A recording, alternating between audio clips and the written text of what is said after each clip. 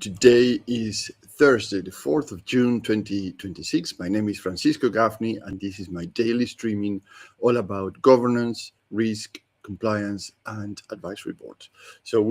Today I am starting right into the advisory board operating system model, and I highlighted already the portion that we are going to discuss today, which is controls and resilience.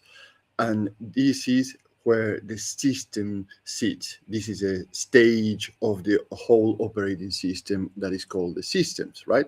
Now, in the picture or in this model, we connect governance, risk, and compliance with performances and the assets. Now, governance, risk, and compliance can sound dry. Governance, it sounds like a paperwork, policies, and people say no, like it's a lot of resistance. Say, oh, we have to comply with all these things. Now, this is not how I want to think about it. Think of governance, risk, compliance as part of the business that stops avoiding damage, right? So it's a risk control. It helps the right people make the right decisions and also at the right level, right? So you don't get this boomerang effect that's going, as I call it, escalating upwards. So people have problems at certain levels and they send it back to the manager because they don't have accountability, they don't know how to manage the risk, or literally they don't want to do the job, which is a bad thing. So it helps risk to show up earlier, no late. So it's a good thing to have there. So it helps the business also to perform without depending on your memory as a founder. And it's probably the most important thing to do, right? Because actually you start to detach yourself from being another cog in the mechanism of your own organization. And many founders think that, well, this is my job, this is my contribution, this is my passion, this is my drive. But also you have a responsibility as a founder, which is to bring the company to the next level.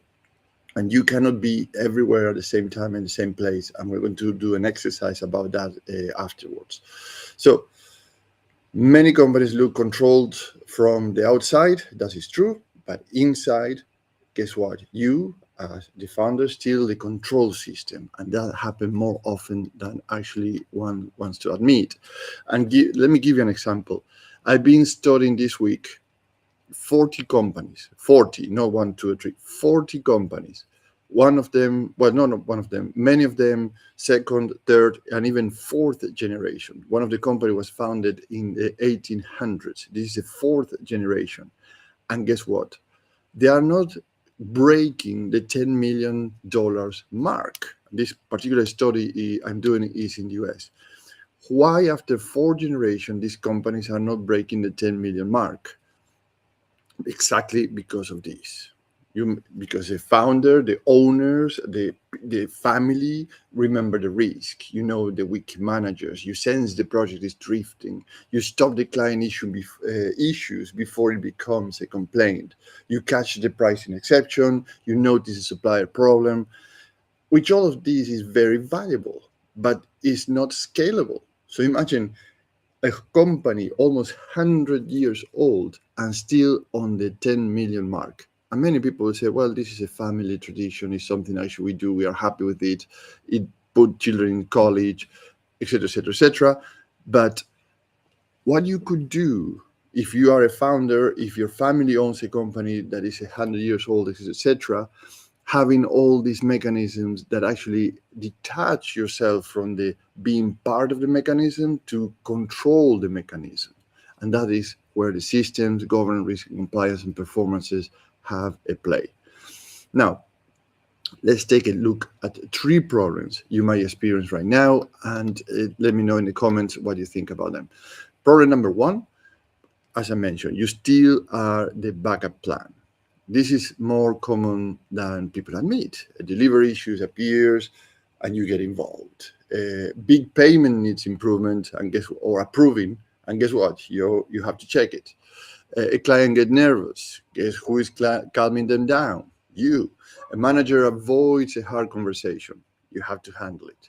A project loses direction. You have to bring it back. So it feels like leadership. It feels like you have control of the organization. And sometimes it is, but When it happens every week, every day, it becomes a warning, really. The business has not built enough controls into the system itself, right? Like, remember that businesses are like a big ecosystems. If you're in the system as a part of the mechanism, you are pretty much sealed your capacity to grow your company or to scale your company. Problem number two is the risk is spread across meetings, but not owned properly.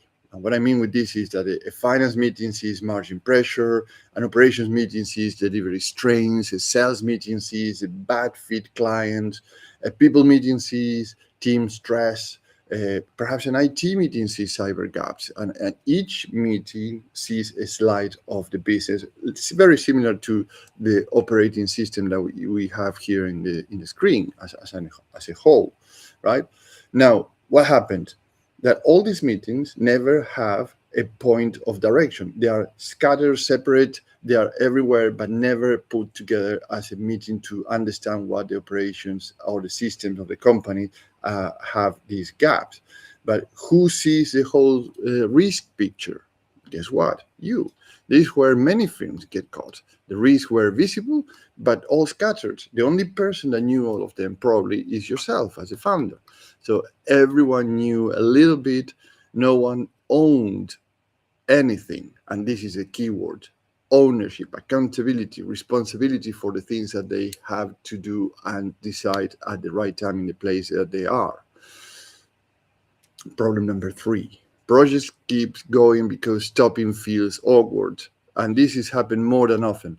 This is one of the quiet killers of performance. And when you talk about performance, look into the project. Don't look at the people's performance all the time. Look at the things that they are managing, the things that they are doing. And they say, well, that is reflection of the person. It is not. It's a problem that's being carried forward for many years sometimes. So a project starts with energy, then it slows down, the business case weakens, the costs start to rise, people lose interest. But no one wants to say this is no longer worth it. Why that happen?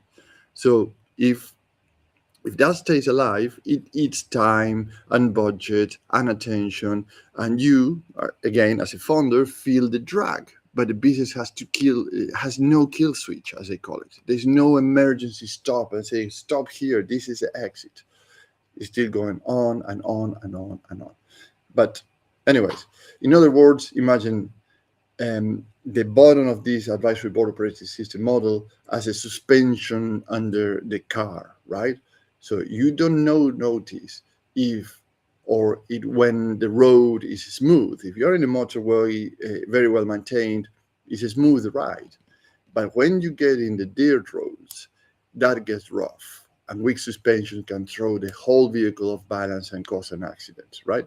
Now, as an advisory board, what I would propose to consider is the following. Start with you as a founder. And this absent test. And this sounds ridiculous at this point because actually you are everywhere, every day, but try this test at once. Number one, ask this question. If you'd step away for 60 days, what will break first? Will sales slow? Will pricing drift? Will clients panic when they pick up the phone and say, oh, I need to talk to you? And you are not there. Would the project stall? Would payments get stuck? Would the team wait for permission every time that they need to do something? Will risk go unseen, meaning that actually people keep doing things without knowing they're walking towards a cliff? This question is not meant to scare anyone, really. It means to show where the business is still too dependent on one person, which, by the way, that person is you. Number two, once you have these answers, create a risk pulse board. And what I mean is a risk pulse is a short monthly view of what could hurt the business. Not a huge report, not a compliance mountain. You don't need to do that. You just need a rhythm, something that you can check every month. What risk has appeared? What risk has gone worse? What risk has been solved? Who owns them? What happened next, right? So this gives the advisory board something real to challenge. And we say challenge is not an accusatory challenge. It's to say, well, we have something that we need to be fixed, sorted out, or map out towards a solution. That could be a challenge. Number three, then clean up the decision rights. And this is very important, what I mentioned earlier, the escalation upwards or the boomerang effect, where things come back to you as an owner. People need to know what they can decide alone, what needs a second view, what needs a board discussion, and what is outside their authority, right? So without that, everything drifts upwards, the escalation upwards, as I mentioned, or the boomerang effect. So you, as a founder, become the default decision maker for almost every important decision in the organization. And that is a big constraint because, as I mentioned, this study that I'm doing in the US of these 40 companies, uh, many of them, they have 2 or 3 locations. And guess what? It's still everything sitting in one person. One person. So you don't need to do the 60-day absent test. You just need to do a day absent test to understand where the things are drifting in the different locations when you are not there. Because as far as I know, nobody travels in time and nobody can duplicate itself into going into 3 places at the same time. And that absenteeism creates all these challenges. Now, as a final step, number 4, is to create a stop rule for low value work. And here's the thing. You don't have to create rules for absolutely everything, but there is a pyramid here that you have to consider. You will start to understand a pattern. A pattern, you can see this cadence. When you have a rhythm that you can check these things every month, every 3 months or so, you will start to understand there is a pattern here. And the pattern is like a pyramid. There's a low value work, decision making, escalation processes, etc., decision making and accountability with a lot of interactions. But then you have the high value work, decision making, accountability, etc., on the top of the pyramid. So this low value, high volume, you have to delegate it to everybody and make them accountable for it. And you start to narrow down your decision on the top value work, less friction or less activity. Less activity doesn't mean less value. It means less consumption of your time with the higher value work towards your organization. So a project should not stay alive just because it started. It should stay alive because it still makes sense. And this is the word, it makes sense. If the value is gone, the board or yourself should help the team to stop it cleanly. And this is where you start to do the high value work on top of the pyramid. Now, what you gain working with me? 3 things: outcomes, differentiators, and risk reduction. In terms of outcomes, you gain a clear control rhythm, the things that I'm mentioning so far. So you see where risk sits. You know what you will carry all the time as a founder that you shouldn't. You create a 30-day control plan. You get cleaner approval paths, stronger project discipline, and an easy way to review risk before it becomes expensive. In terms of differentiator, we put together an international advisory board that operates this system, that brings the right advisor skills into the room. At this stage, that might include governance, risk, compliance, audit, cyber security, operations, performance, and finances. It is faster to implement than hiring one executive, and is a lower overhead than a big consulting firm, and there is no talent locked in. So members are swapped every 6 months as the risk profile changes.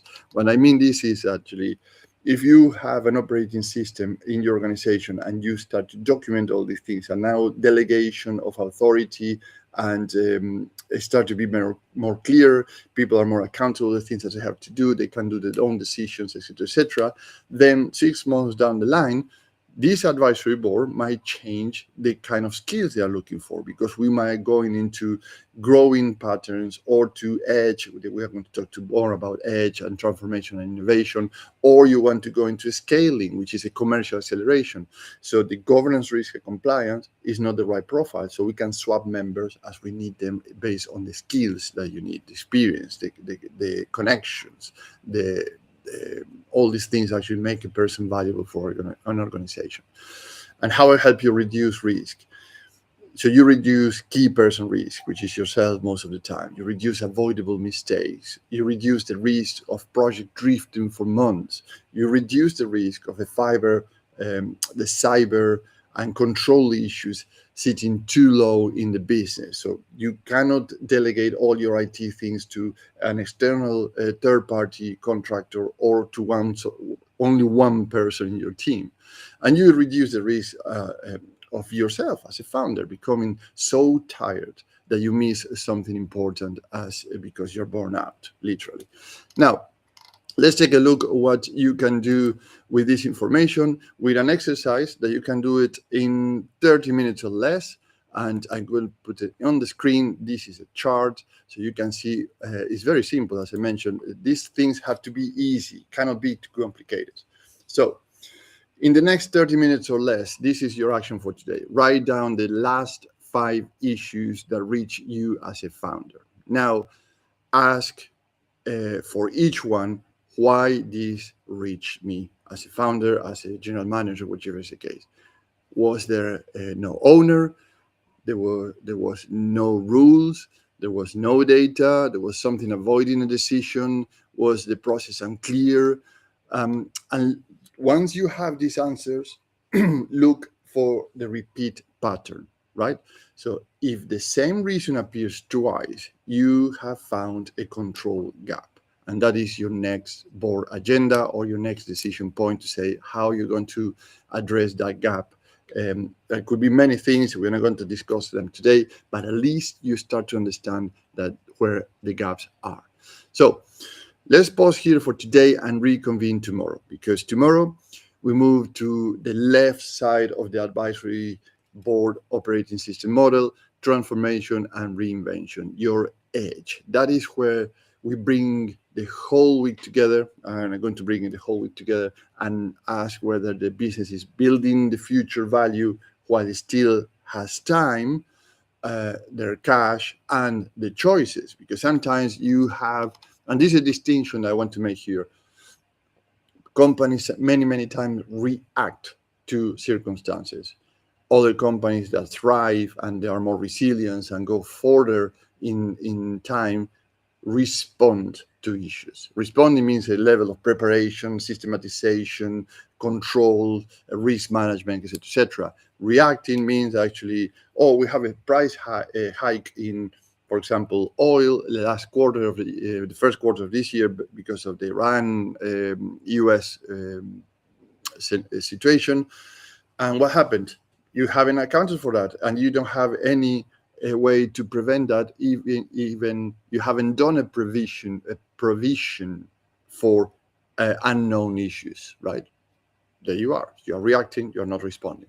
So if you run a company, you are a chair, you're on an advisory board, and your company has more than 50 employees or more than 10 million euros, pounds, or dollars in revenue, and too much control still sits in your head, let's have a 30-minute chat.